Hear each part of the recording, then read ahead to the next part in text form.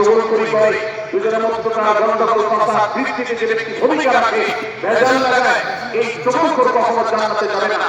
আমাদের অনেকেরই এই দুঃস্বভাব আছে, এই খারাপ চরিত্র আছে।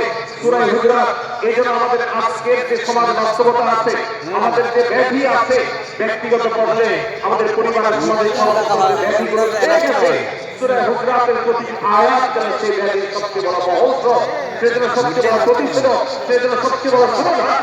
এই জন্য আমি বলেছি শুরুতে, আমার যদি আল্লাহ শক্তি সামর্থ্য দিয়ে প্রত্যেক মুসলমানের হাতে পায়ে ধরে সূরা হুজুরাতের 18টি আয়াত, প্রত্যেকটি আয়াত আমি আমার মুসলমান ভাইদেরকে বলতাম, বারবার করুন, বারবার পাঠ করুন, বোঝার চেষ্টা করুন, জীবনকে পরিবর্তন করুন।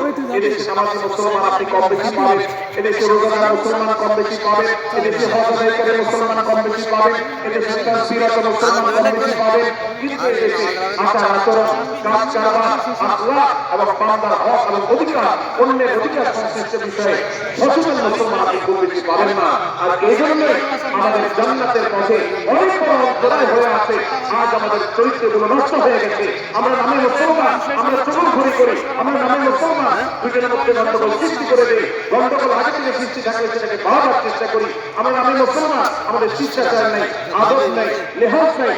এই জন্য সূরা হুজুরাতের প্রতিটি আয়াত আমাদেরকে শিক্ষা দেয়। আল্লাহ তাআলা আমাদের সকলকে এই শিক্ষাগুলো আজকের এই মাহফিল থেকে আমাদের বুকের ভেতরে যত্ন সহকারে নিয়ে যাওয়া এবং আমাদের জীবনকে পরিবর্তন করার তৌফিক দান করুন।